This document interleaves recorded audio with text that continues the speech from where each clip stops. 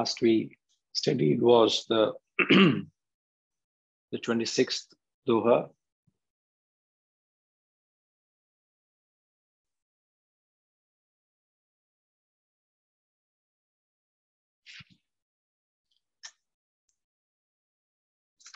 It's better to be cheated than to cheat. One who is cheated finds peace. One who cheats will suffer. The understanding was two primary concepts of the aggressive and the passive. You ought not to be passive good because passivity doesn't serve you. The aggressive people would rule the passive. So if you choose to be aggressive, it's better to be aggressive good.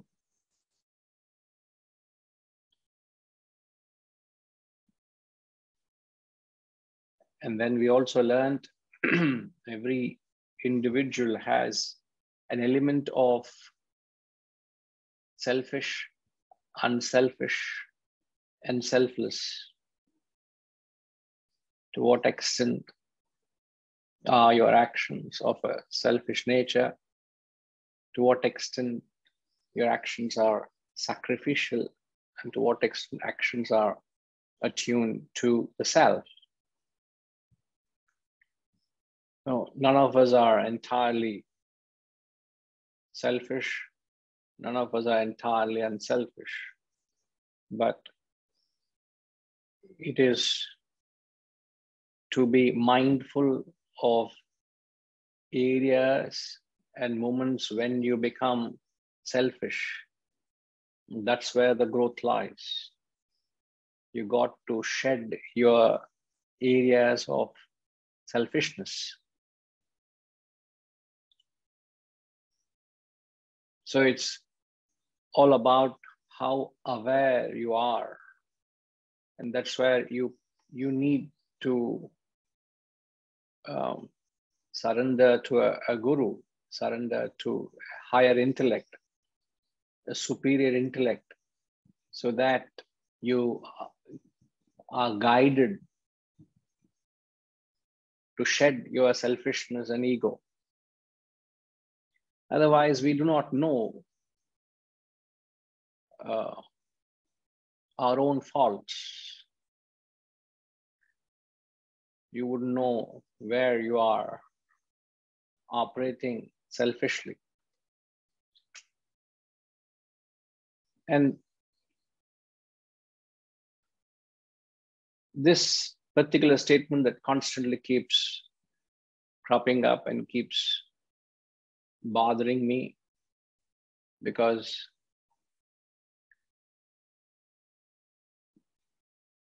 if you, as a receiver of this knowledge, if you don't understand it, this very effort is of no use. The statement in the Gita, which constantly keeps cropping up, is this knowledge is not designed for non-sacrifices. You come to get benefited by this knowledge, and the fundamental prerequisite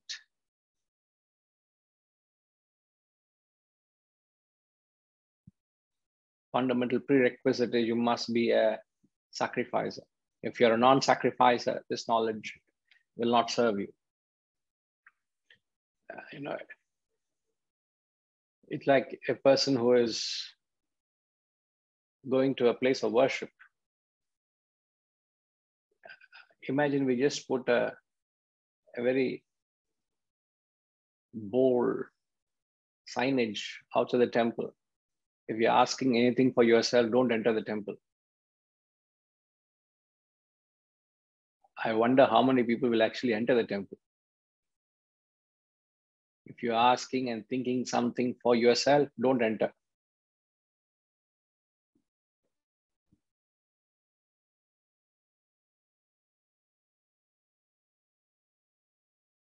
How many would enter? The pujari also will not enter. The temple is deserted. Everybody are only thinking of themselves. I wonder what is the purpose of being even in a place of where you're supposed to invoke divinity. Even there, your own selfish thoughts creep in, your selfish demands, your desires creep in. So the only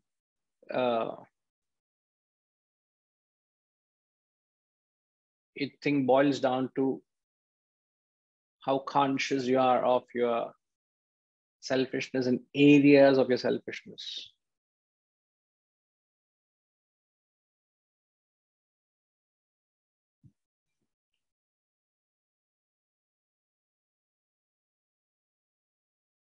Therefore, the first quality of a student in the Gita is said, Sevaya. You must serve. If you don't do service, you are not qualified to receive this knowledge. Unfit. So what am I doing to serve this knowledge? What am I doing? If you don't serve, I'm sorry, this knowledge is not designed for you. This knowledge will not serve you.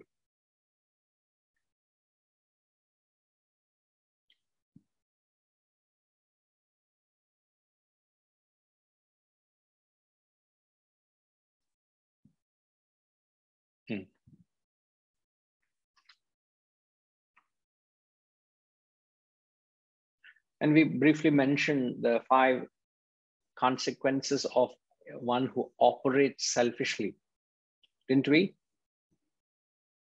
Broadly, we just classified the 5 classifications. The moment when you act selfishly, the first thing that you experience is it agitates you. There's an X amount of mental restlessness that's created. And the agitations you experience is because the world that you are expecting and demanding does not satisfy you. It's about all. When you demand the world to fit into your mental likes and dislikes, and when it doesn't, it creates disappointments, it creates mental agitations. It's not rocket science. For God's sake, it's not rocket science. And even this, if I don't understand and mend myself, I don't know what to say. If I am so gross that I can't align myself to the world I'm dealing in, I just don't know what spirituality, what elevation, what transformation I'm talking about. When I deal with the world, it is my duty to align myself to what the world is offering and keep my mouth shut. Don't complain. This is what it is. Let me accept it. Let me not sit there and complain about it. Who am I to say why that person is, why the situation is the way it is? Who am I to complain? And yet I'm constantly complaining and grumbling. Why? Because the person doesn't fit into your expectations or your standards or your yardstick. Who is to be blamed? The person who is what he is, or the person who's expecting to be other than what he or she is? You may be very reasonable, but yet the fact is the other person is what he or she is. So what am I expecting? What am I asking? If you analyze this way, I said, by God, there's so much of correction required within me. What am I expecting other person to be other than what he or she is? So the fundamental principle of relationship is to align your expectations to what is being presented. Is the fundamental principles of any relationship. So agitations crop up when the world doesn't fit into your expectations. I wouldn't say don't expect. I'm only saying make sure your expectations are aligned to what the world is.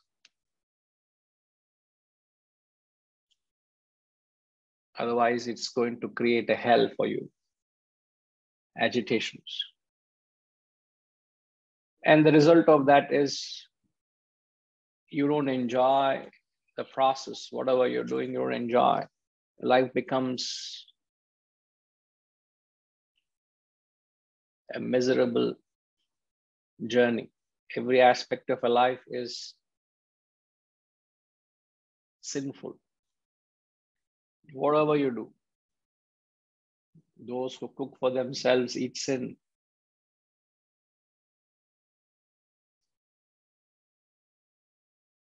Thirdly, it incapacitates you. A selfish action, it impoverishes you. Impoverishes means you lose your ability to bring your best out. It agitates the mind. An agitated mind cannot help you think clearly. And that causes a lot of consequences. You just have to reflect when moments where emotions are not under control, when you're extremely agitated, extremely disturbed. Try and recap what you say and does it make any sense to you later on?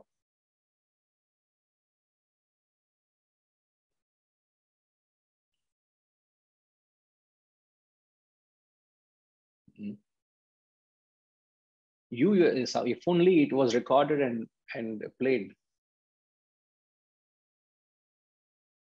Sometimes, when you draft a message in the most sane condition, you're very sane, all your receptacles are alert. You draft a message and later on you go back and visit that message and say, I wish I didn't put that there. I wish I would have presented this way. Perhaps. I'm telling, in the most stable intellect which you had with you, you revisited, that's the condition. So what would happen if you are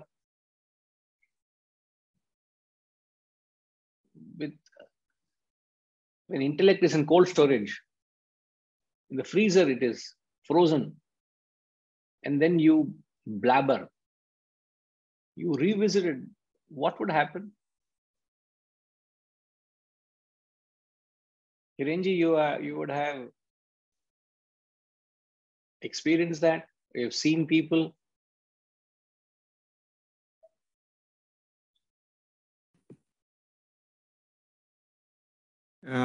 Yes, I can give my own example. When I was working, of time over the years, I get kind of an email which is definitely almost accusing me and in different circles, and which was completely untrue. And my immediate thought was that I'm going to go upstairs. It was a weekend, and I'm going to blast these guys off, reply the email. And it was supposed to be going to quite a lot of senior people at Vice President's level.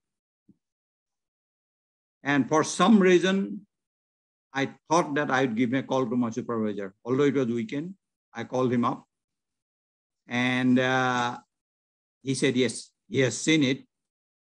He's not unhappy. He's very unhappy about what somebody else has written, out of context completely, and you don't deserve it. But he was in a party. He said, sleep over, don't write anything until we talk.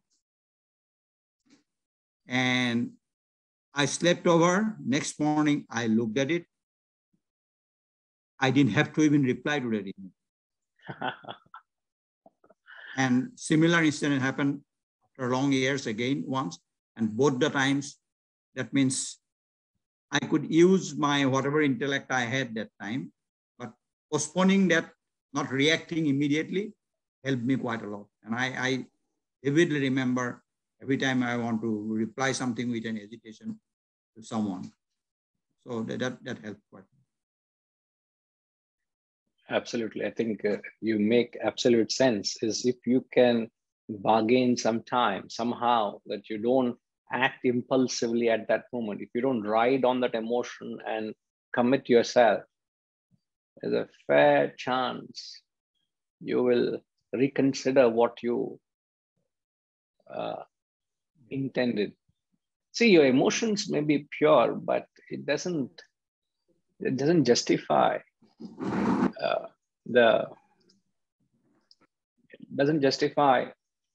if you're not able to keep a certain decorum.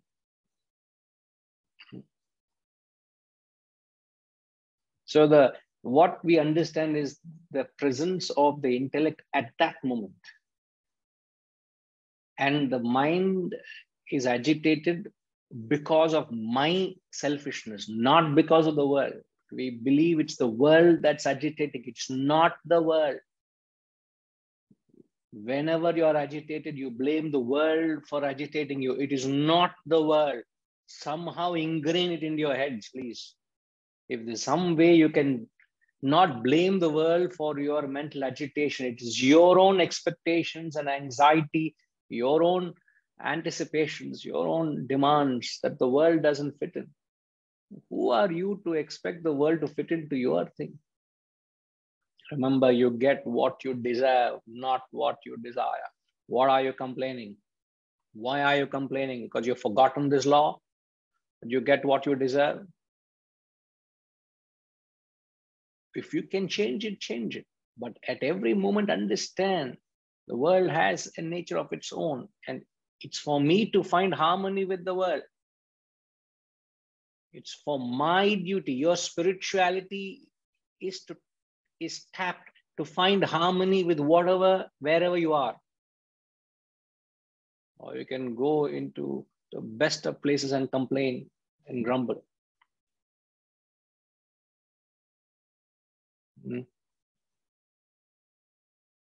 So the mental agitations cloud your intellect. So, and your agitation arises because of your own selfishness. Yes, RPG. Hariom Guruji. Yes, sir. Hariom. So there's a story, and I'd heard it many years ago, but apparently our 16th president, Abraham Lincoln, would often get agitated and write letters to people in the heat of the moment. And then years after his death, they found a drawer full of letters that he had written, but he had never sent. Because when he reviewed them again, one has to surmise, he could see the emotion and the anger or the bitterness or whatever, the overzealousness in this. And so he never sent them. But again, some interpretation, historians believed it was a sense of catharsis that he wrote them, but he knew better to send them because he knew the response that it would create in the party, in the recipient of those letters. And so he put them away, never sent them. So again, he had that thought, that forethought. No, I've worked it out for myself, but no reason for me to create agitation in others by sending these letters. So I always think about that. Well, it's a very apt reference, RPG. Yes, very apt. In fact, I don't know whether we have read this before. I'm just trying to recap. The Doha, which in fact, the third Doha. If you go back, the third Doha, please fall back onto that.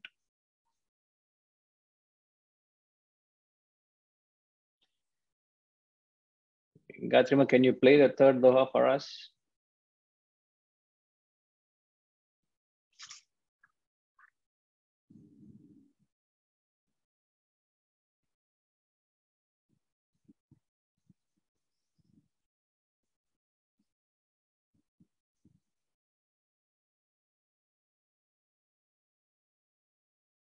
ऐसी बानी बोलिए मन का आपा खो, अपना तन शीतल करे औरन को सुख होए कबीरा, औरन को सुख होए. Translation. Sriniji, please read it for us, Sriniji.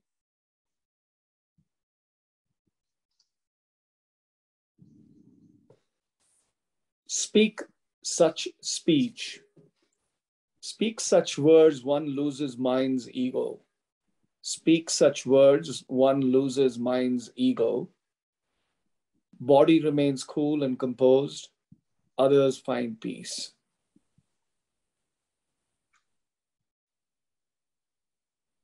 And this should be done at all times. Isn't it?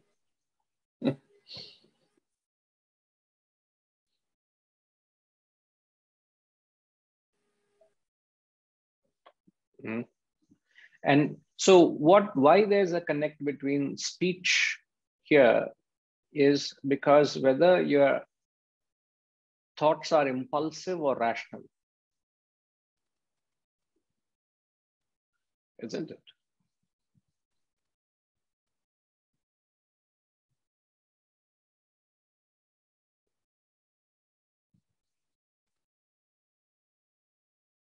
When there's substantial thought backing anything that you say,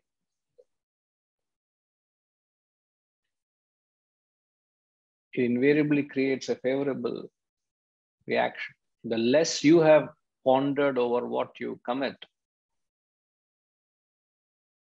the greater are unfavorable consequences. The more impulsive you are, the greater the negative consequences. The more thoughtful you are, the more you pause, the more you withhold your thoughts, the more you rationalize the thoughts, the greater is the benefit for the you and the good. So, apna tan sheetal kare, auron ko sukh hoye. How can I go? What can I do? Not to please others, but to make sure that whatever I do gives a certain comfort to others.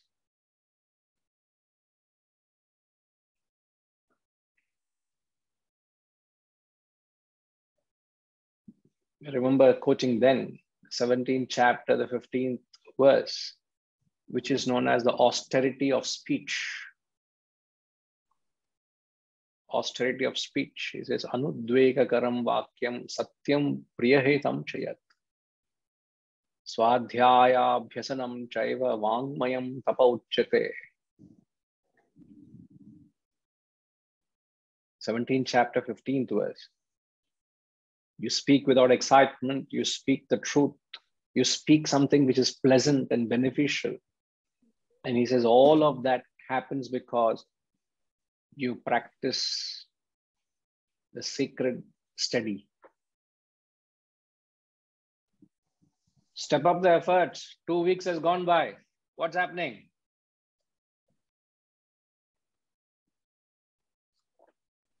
Sriniji,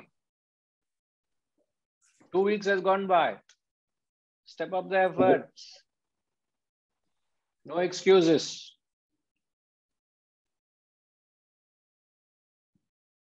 I'm only reminding what was said 2 weeks ago. Don't get me wrong. See, I am limited. I don't have much knowledge. So what little I know, I keep repeating. So forgive me for that. Huh?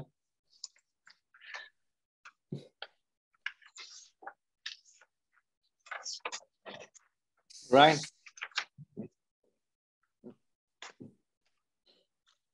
So the third was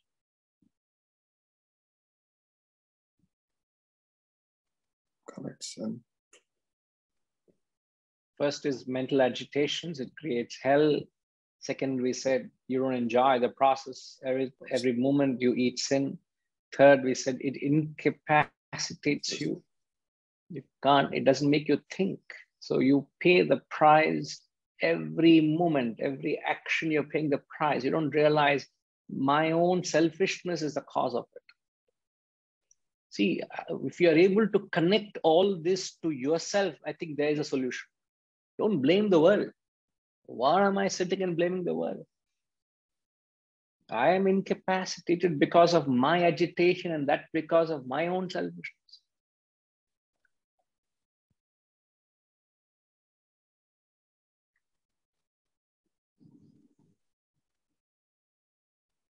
You must rationalize with that. Either you find peace and comfort with where you are, or you complain with what you're going through. Choice is yours.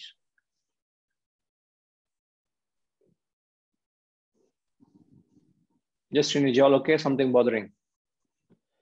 You know, I'm still thinking about this concept of you do not enjoy the process, right? And therefore, the process is troublesome, you said also. And I'm thinking that a person who is selfish, you know, he or she, the only thing they're looking at is they are avaricious, they're basically wanting more, and they acquire more. Let's say, if you go by the flow of an example of a person who says, okay, I want to acquire more, I'm selfish, and I keep acquiring. I'm not so sure that they are not enjoying the process. They're actually liking it. They may not be content. That could be different. So I don't know why you would say that the selfish mind is not enjoying the process. The selfish mind is not content, is different, but I think is enjoying the process because that's why they're asking for more. They're asking for more because they're compelled by their nature, not because they're enjoying what they're doing. I appreciate you questioning. It only helps us go deeper and rationalize it.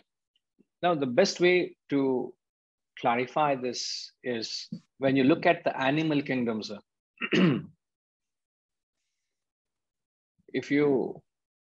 you look at a herbivore vis-a-vis a carnivore, that's their nature. A carnivore is designed to kill. And that's how it's designed. Nature has created that way. They have no choice over their actions.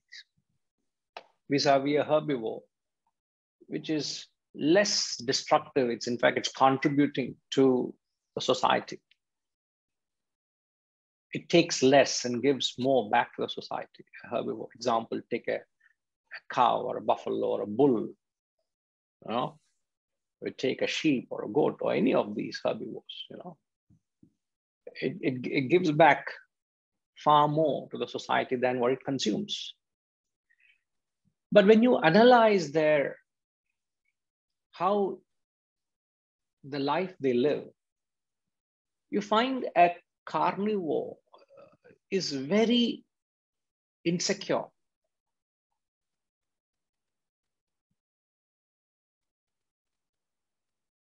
It's always living in fear.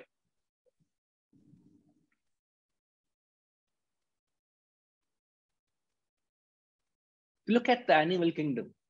Just 10 minutes, look at the animal kingdom. Any of these National Geographic, this program you see, they are very, very insecure. They're all the time fearful. Even in your own home, you have a lizard. You see a lizard on the wall, you go near it, it'll run for its life, isn't it? It doesn't sit securely, comfortable. I am beyond this person's reach. He can't do anything to me. What is there to be fearful of? It doesn't think that way. It'll run for its life. It'll run to hide somewhere. And its fear, it even sometimes sheds its own tail. It's a measure to distract that which is attacking me. So it is insecure. Where does that insecurity come from? Because of its destructive nature. So insecurity and fear creates this is an unhealthy mindset.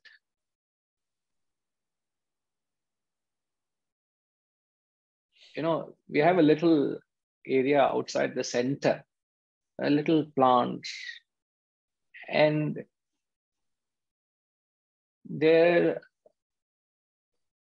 is I think a few cows that come. They come and make sure that the plants are never growing. Religiously, they grow and then they time it. These cattle also very smart. They'll give a week or 10 days, and by the time these fellows grow up, and they come and keep it to the level where it's meant to be, where there's no level at all. The only thing is you see that something existed there. So other day when I came at an hour, I knew they come at that hour, but I don't have to. I'm not coming and trying to shoo them away, but I happened to come, and this fellow was comfortably enjoying the beautiful manicured plants. They're enjoying. And I come and stood at that floor. He looked at me and continued to eat. Not bothered to run away. No insecurity at all. Then just to show them away, I took a stick. One look at me, that's all, and continued to eat. I had to put little effort and say, shoo, get away, Then slowly walks away. No sign of insecurity or fear. Where does that insecurity come from? Where does that composure come from? Because it is less destructive. It is not destroying. It's by nature, it is giving. What it takes and what it contributes back is far more than what it does. Now, take the same principle in a human life. When a person, take a corporate person, a person in an organization, he's constantly taking and taking and taking. Would he be secure? Would he be peaceful? Would he be at rest? And a person who's constantly contributing to the society. Yesterday, we happened to be in company of a person who was doing so much for a temple and revival of the temple culture and things. We were greeted by his hospitality and was very touched. A man, a dynamic person, like Setuji's friend, he was there, he was instrumental in that wonderful divinely experience we had yesterday. That man is saying, I want to raise this much, this is what has to be done, and there's no fear. I said, what am I to fear? There's nothing in it for himself in it. Nothing in it for himself. So all he's doing, I want to raise 10 crores because I want to plate this GoPro with gold. I want to, want to build a gold chariot, which will cost us 20 crores, which will cost this. And I have a project of 100 crores. And man, I said, man, where do you get that kind of conviction? Where do you get that kind of fact that he's not doing anything for himself? He's trying to do a larger good to uphold the Sanatana Dharma, the great tradition, our rich culture, trying to work for that cause, gives him that strength and vigor and enthusiasm. And everybody is like a terror there. Everybody has I'm just generalizing. He has no selfish motive and he gets all that strength and conviction. You have a selfish motive. You do everything in obscurity. You don't do things in public. You're doing anything wrong, would you? Any indulgence also you do out of fear only. First of all, you go into a pub, you want to be sure, is anybody known there? I hope that message doesn't go out to my family and my wife. You are doing wrong. You are fearful because you're doing wrong. You're doing good to the society. You don't have to be fearful of. There's nothing to be afraid of. So just draw a great lesson from nature. Where there is that spirit of unselfishness and sacrifice, it gives you a lot of comfort in your action and gives you peace and confidence and strength and conviction. But you want to do good to yourself at the cost of somebody, and you are destructive in nature, it doesn't give you any comfort. Even to reply to someone negative doesn't give you comfort. Like what Hirenji said, somebody wisely advised him, sleep over it. next morning, and Hirenji felt there's nothing for him to reply. In Abraham Lincoln, with Arpitji was referring to. He had many things he felt, but then he also felt that it's not worth saying so. So any negative emotion, anything that arises from selfishness is not comforting, it's insecure. So I'll still hold on to that the process is not an enjoyable process. It causes a lot of agitation. It causes a lot of restlessness. Vis-a-vis the joy you get in giving and sacrificing and working for a cause other than yourself. You got to taste it. I'm not saying you're not doing it, sir, but I'm only saying you got to really taste it to know what it is to live a life of sacrifice, what it is to be self-oblivious in what you do. And then you know what life is. Just forget yourself in the process of whatever you're doing. By the poles apart. The joy, the satisfaction, the contentment, the fulfillment you get is unparalleled. And on that, rightly you said, a selfish fellow is never contented. All the time grumbling, greedy, avaricious, want to grab more and more.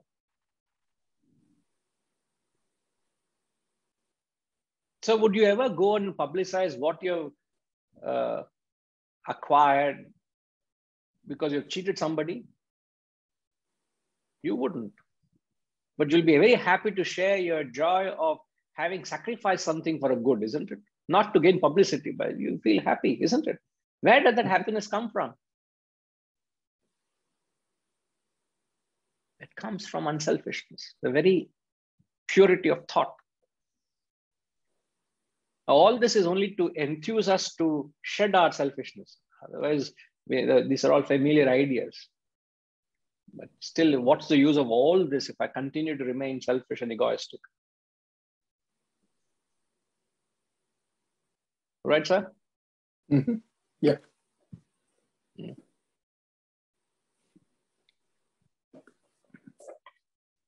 Sethuji? Hari Om Guruji. Yes, sir. See, I do have the habit of complaining the world in the past, even now, but sometimes I have broken that habit. I just wanted to share one occasion when we wanted to do something for the hearing impaired. I made a survey and identified that newborn screening is the best and India needs it. But initially, I went around convincing the government, different institutes who are having the instrument, they should step up operations and all that. But it took me almost 6 months and I didn't make any headway. Then I thought over whether I want to be a spectator or a player. So I decided to be a player, not a spectator, complaining or just observing. And so I thought we ourselves should get in. But it took me 6 months to convince a hospital to permit me. Another 6 months to I imported an instrument, and another 6 months it took me to get an intern to do that because I didn't want to have an employee for a single instrument and this thing. So it took me time to convince getting interns from a college. But over a period, we have grown and this thing. So this habit of complaining can be broken from my sharing is by contributing something, by getting into action. So that habit, many times when I find someone is doing a good cause and that appeals to me, I start immediately helping him, involving with him and do my bit rather than just clapping or just complaining. But this habit has still not gone. Now that with this knowledge, I would like to minimize my complaints on the world, about the world. Wonderful, sir. Wonderful. Yeah. A great lesson to learn there. Yes. Thank you.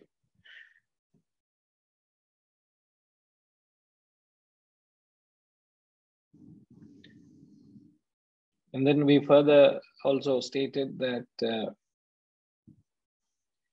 when you act selfishly, it creates and multiplies more such selfish thoughts, and it's a vicious cycle. You get caught up in that cycle of creating more selfish thoughts and desires and actions. And if you continue that way, it ultimately destroys you.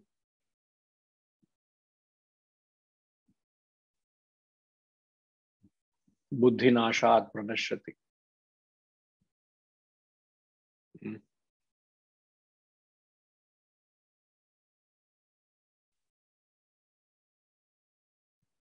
Okay. Sai, all okay? Following? Yes, Guruji, but only one small doubt is, for example, Why didn't you raise your hand?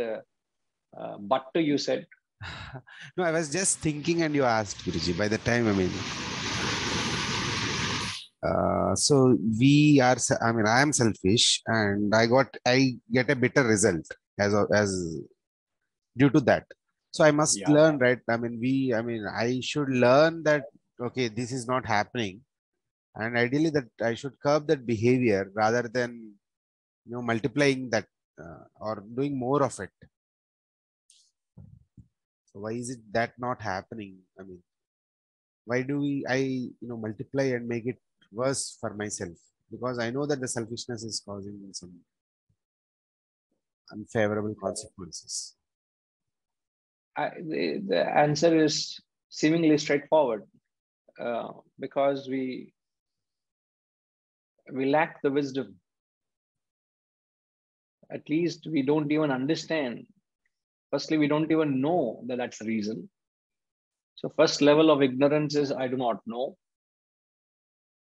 Second level of ignorance is now you know, but you also understand why it happens. So tomorrow, when you go through an experience of grumbling, complaining, of bitterness or agitation, it's something within me that is wrong. It's not the world. It could happen in the domestic front. It could happen in the world out there. It could happen anywhere where I'm complaining, and it's my selfishness that's the cause. So there's an understanding. You're able to rationalize the cause and effect and come to the right cause. All right. And then a time would come where that lack of understanding is conquered, and then you start experiencing, which is the wisdom would come and address your shortcomings. And it not only addresses that particular action, it also addresses the areas where you were not conscious of.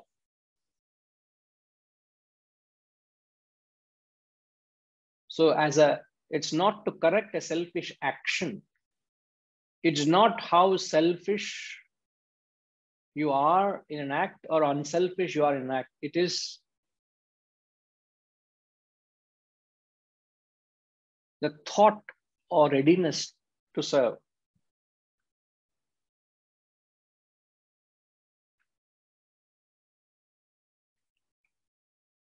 It's not the act of unselfishness that matters. Many people think unselfishness is an act. It's not an act. Unselfishness is an attitude and a readiness.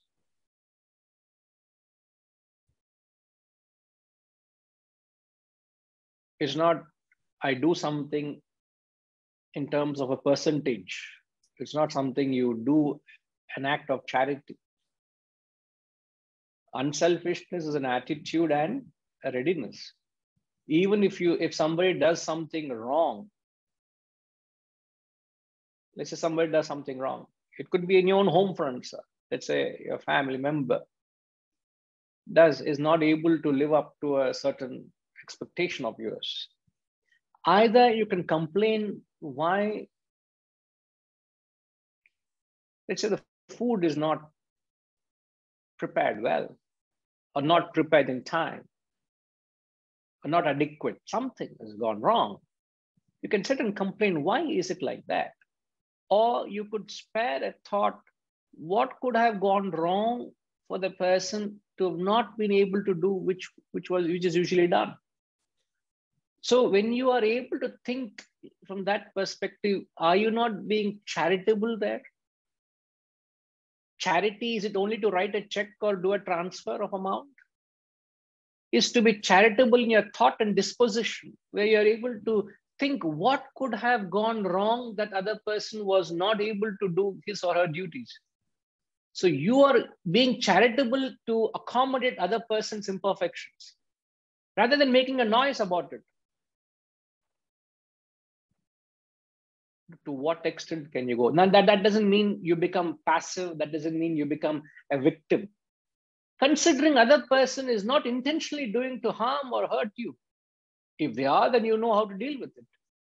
But you understand, you find a reason, you bring your unselfishness out. So it is unselfish is not an act. Unselfishness is an attitude and readiness. And the readiness of unselfishness is to embrace a certain disposition where you are even able to forgive another person for their wrongdoings or imperfections. That is also being charitable. That is also being unselfish. I would say that is being unselfish.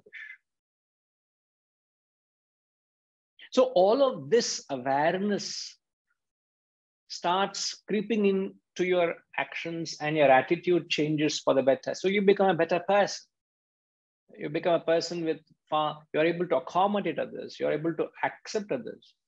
You're able to forgive others. You're able to find peace and harmony. And rather not so, you're in fact able to inspire others to become a better person out of your own conduct and actions. Can my action inspire others to change for the better? What am I expected to do at all times? Don't I have a moral responsibility? Don't I have a responsibility to create peace and harmony wherever I go? Yes or no, Sai? Yes, Guruji. You can't walk into your office and go about and destroying others' peace of mind and their comfort zone. Can you? You walk in as a manager, head of team and say, why is this thing's lying like that? Why is this fellow didn't turn up? Where is my report? What is happening that way?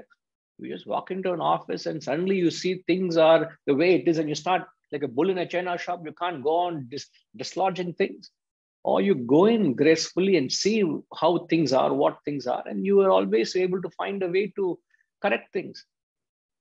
You should not go and dislodge, unsettle. This is a very important point. You should never unsettle others. Unsettling others means you're very selfish because you want them to behave the way you like. You don't behave the way I like, I'll make a noise. What sort of audacity is that? Arrogance is that? You must humble yourself. So it is the lack of wisdom, which is the opening statement I said to your answer. Once there is wisdom,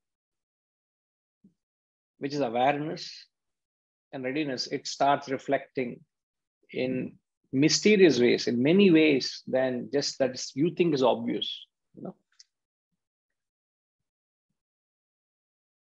And that doesn't mean you become a passive victim of situations. Don't take it that way. In fact, you are operating from strength.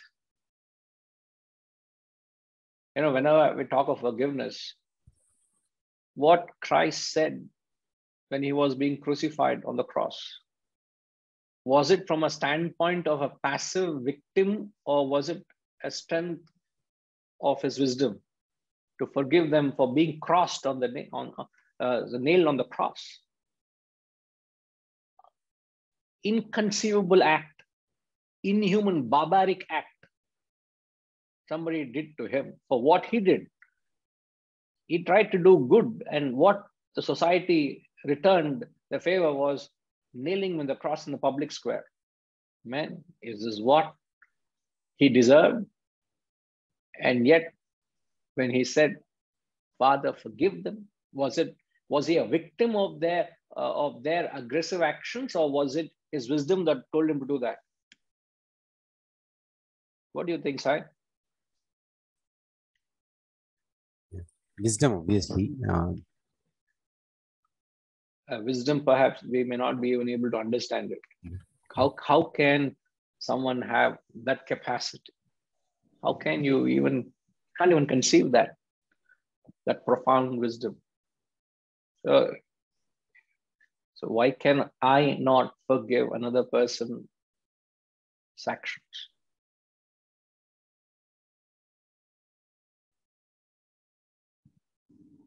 So you begin your prayer by saying, let me learn to forgive others for their shortcomings.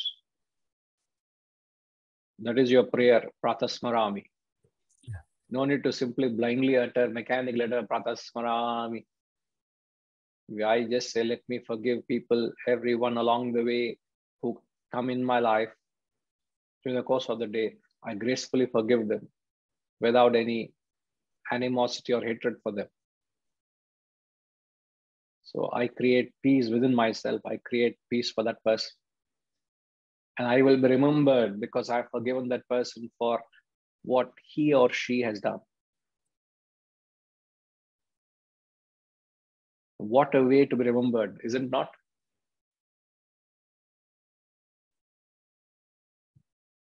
Can you imagine how nice it would be if you are to be remembered?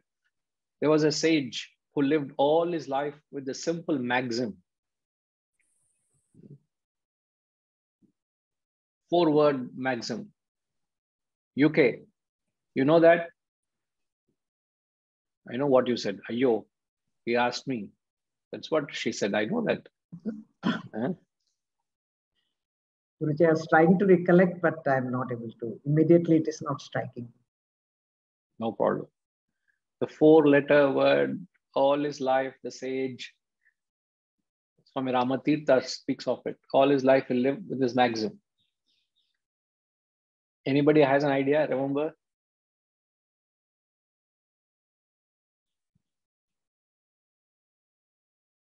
Kashish, any idea? Vasantama has the answer. I know.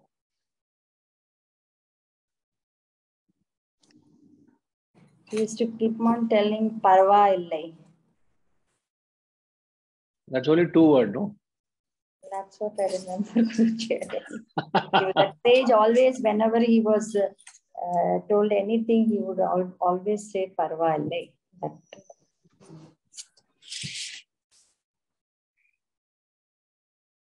4-letter.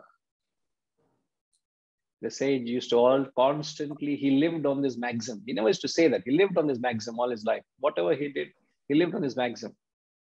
So lived on the maxim was, he gave, he forgave. All his life, he just did this. He kept giving and giving and giving. And he kept forgiving and forgiving and forgiving. He gave and he forgave.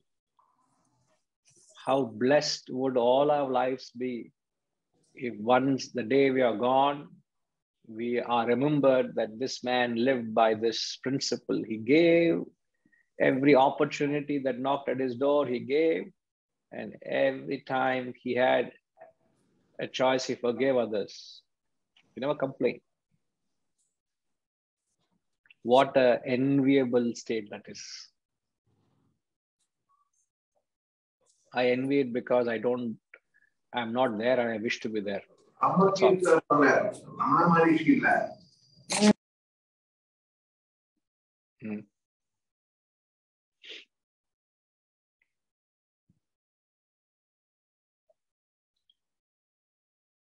Haresh, you are in deep thought.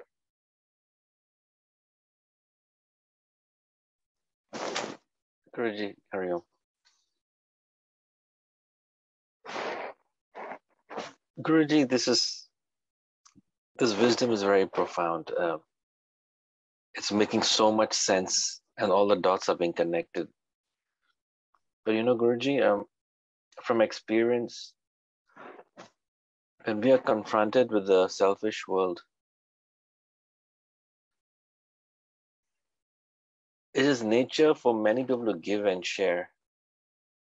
But what I've experienced, Guruji, is that the world then starts to expect it as their right and the entitlement to receive from you. It comes to that point. And how does one discern at what point do we, not to say stop giving, but to stop giving to the wrong part of the world? Because it just becomes a norm that they just expect it, or they think they're entitled to it from you because you've just been giving. And you're not doing it with a condition, but the world is starting to treat you like you owe them. There's a very fine line at that point, how to decipher, I need to stop, not to stop giving, but to stop giving that society or that person. This is where the task becomes very challenging. Because when, Guruji, when we stop giving to that specific segment, there's a lot of resistance and the battle start. But the intention was not such in the head when you're starting to give and share. There's no such intention. You're just giving because you just give. So this is when you mentioned, doesn't mean that we are a passive victim of circumstances. So this is where the crossroads is, where do we draw the line with certain segments of society, Guruji? Not to say we don't want to give away, not the sort not to give, but on the tandem of being a passive victim. I think a lot of us struggle with that, including myself.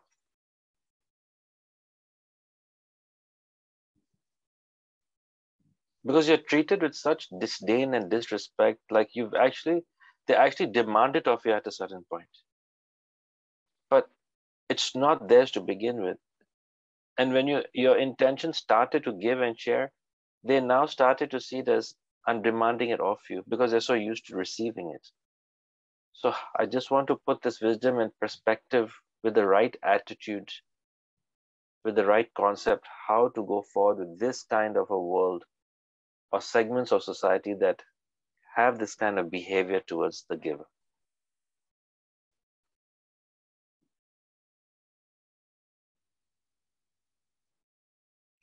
See, this problem is not faced by non-givers.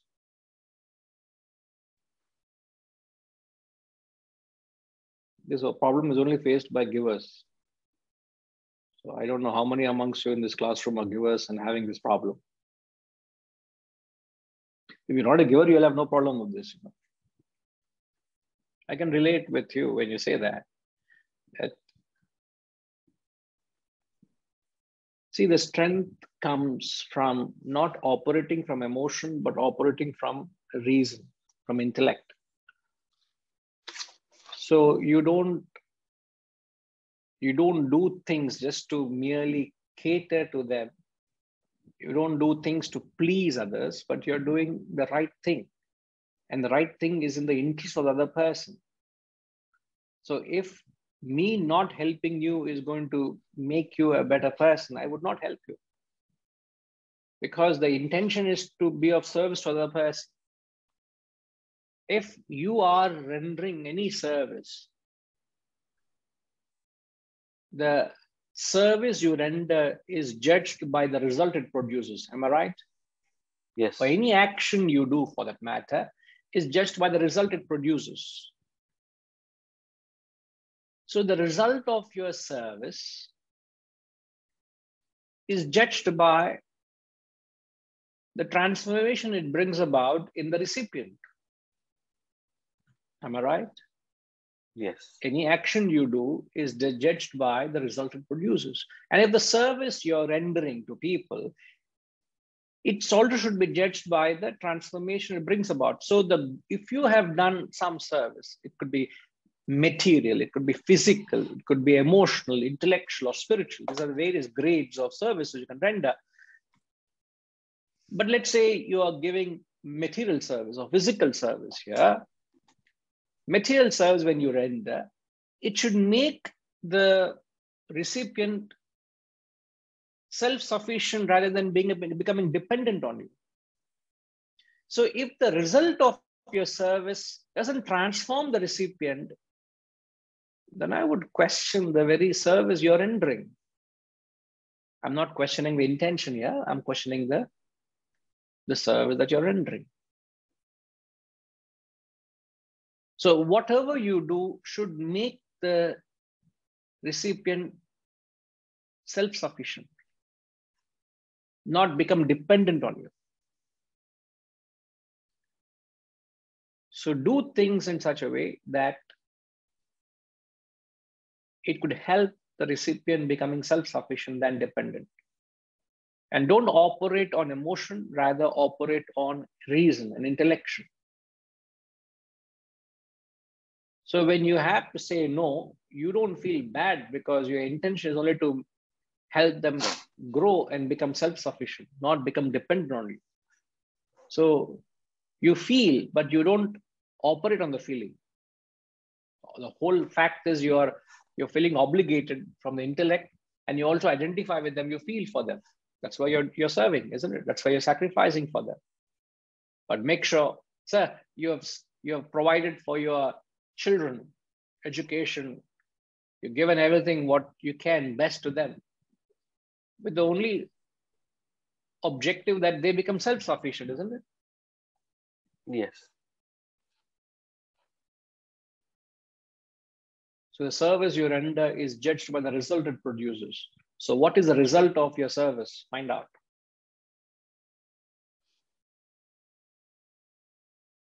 So any act of service you do, you must be mindful of what are the results and consequences.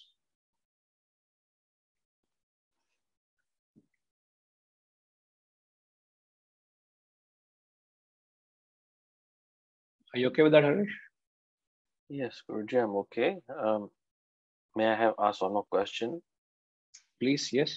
Guruji, also, I totally understand. Thank you for the clarification.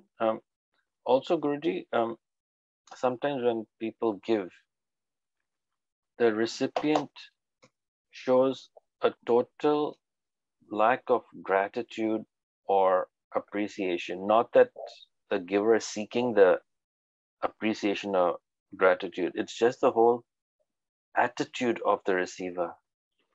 We don't expect any thank yous. It's fine. But it's just common decency of the recipient to show some form of humbleness or gratitude.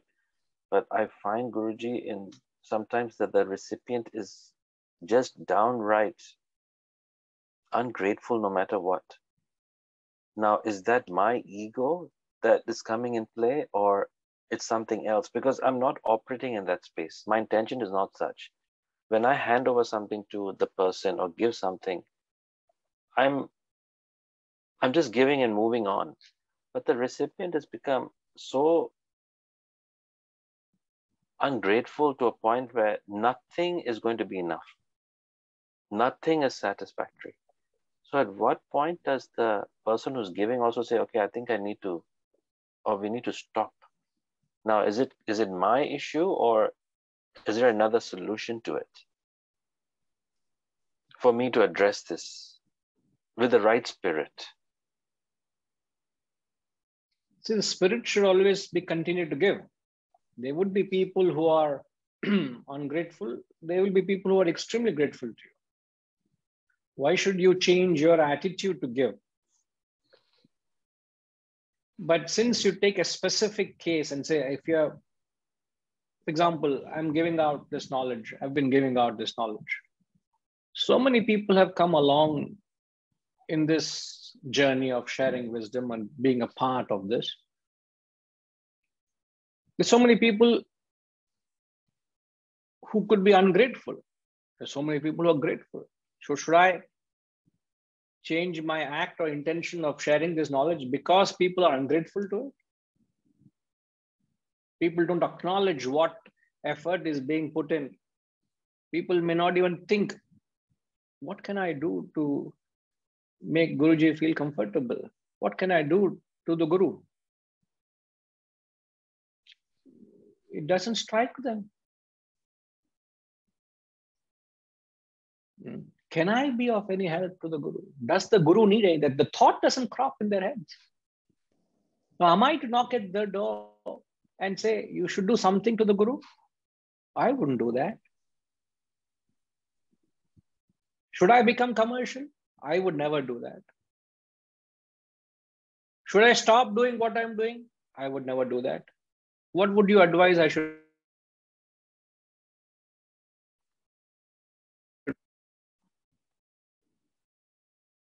Please advise me wisely, because I'm going to follow that advice.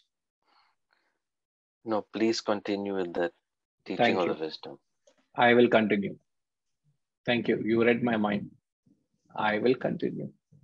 What can I say to people who can't think in that sense? There are people ungrateful. There are people extremely grateful.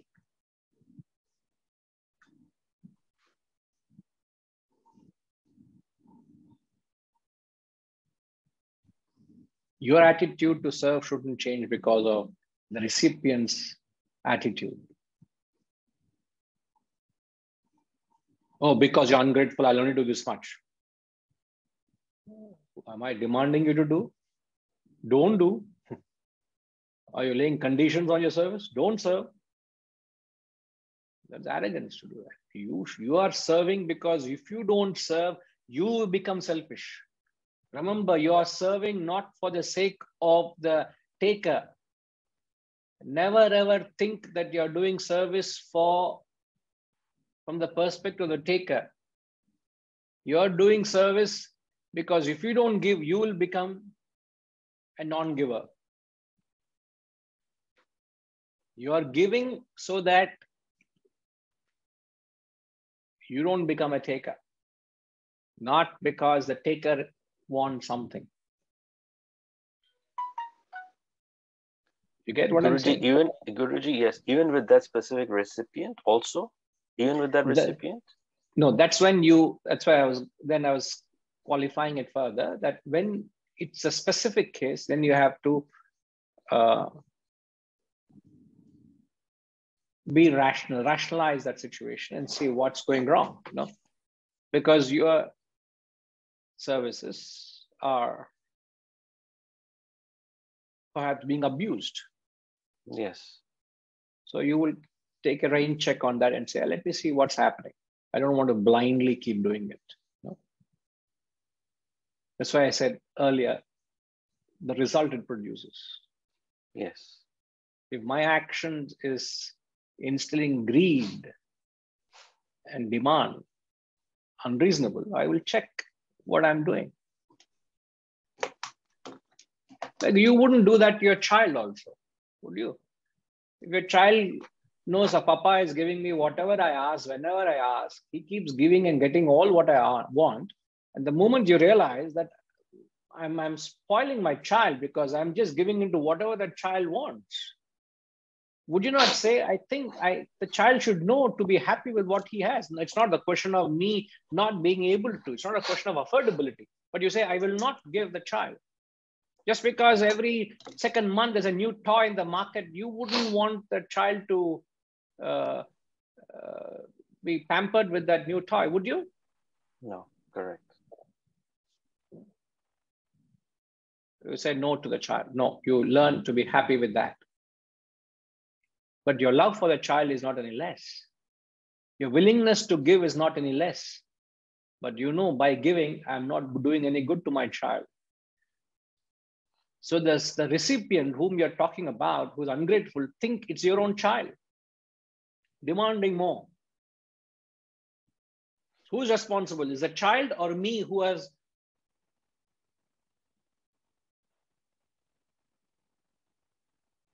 impulsively kept giving? I was satisfying my emotion of giving to the child that made the child demand for more. It's not child's mistake. Actually, I will blame myself for that. Until you realize, oh no, I need to set right the child's demand here. And you say, no, I will not give until the need arises. So you rationalize with it, isn't it? The blame is not on the recipient, sir. The blame is on the way I have gone out operating on the mere emotion without intellection.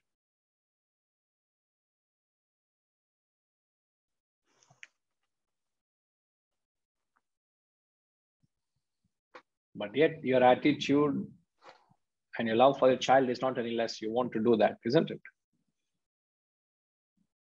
And by not giving, you're only doing good to the child.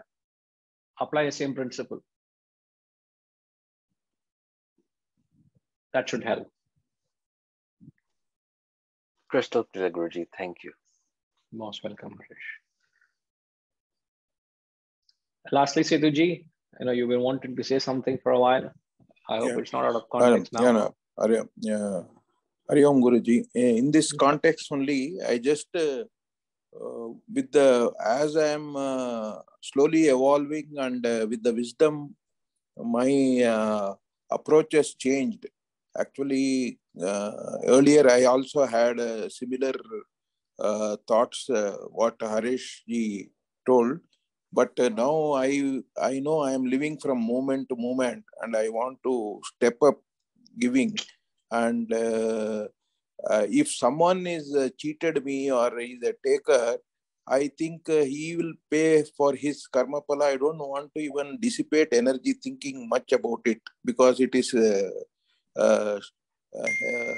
only impeding my activities.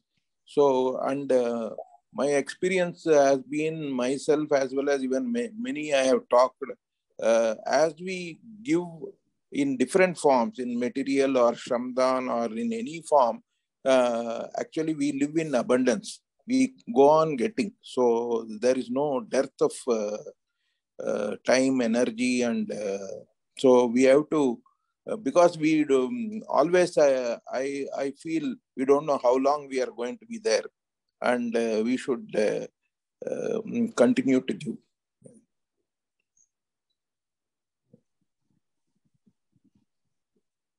These are the pearls of wisdom from a giver, Harish. From a true giver. So grapple it to thy soul. All right. So the whole process of analyzing and understanding should only advance us to be a giver in areas where you have not yet been able to be a giver. Means you are able to shed your selfishness and embrace a certain level of unselfishness. So if that awareness can creep in, that's where the growth lies.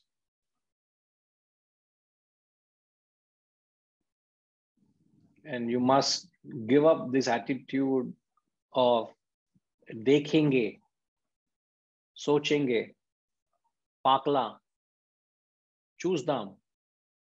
What do you call in Malayalam?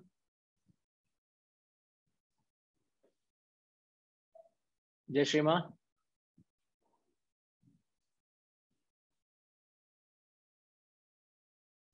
No, we can't hear you yet, ma. Kannada, it is known as Nodona. Madona. Madona. Kannada. Nodona. Nodona. So, what does that mean? That is, we'll see. We'll try. We'll see. It's all postponing into the future, Yeah, into the future. Yes. We'll see in the future. Yes. Sometime Yes. later we'll see. Pakla, dekhenge, sochenge. In philosophical terms, it is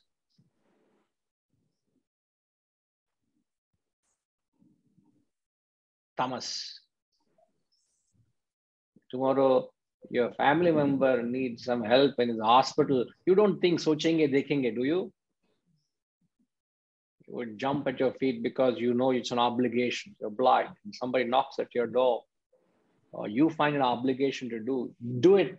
The grace is in doing at the right time, at the right place.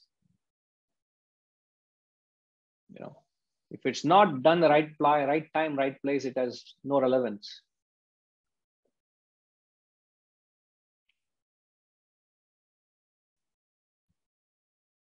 Okay. We'll come back.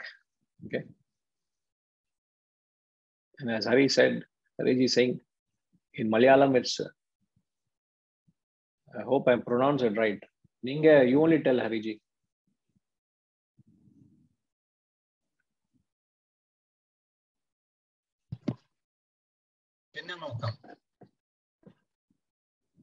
Pinna nokam. We will look into it. Please look into it. Don't say we will look into it. No, What is the what is the word? We'll look into it now. What's I shall look into it. What is that in Malayalam? Njan nokkum. Njan nokkam. Na nokam. Means I will look into it. Yeah. It's already been looked into it.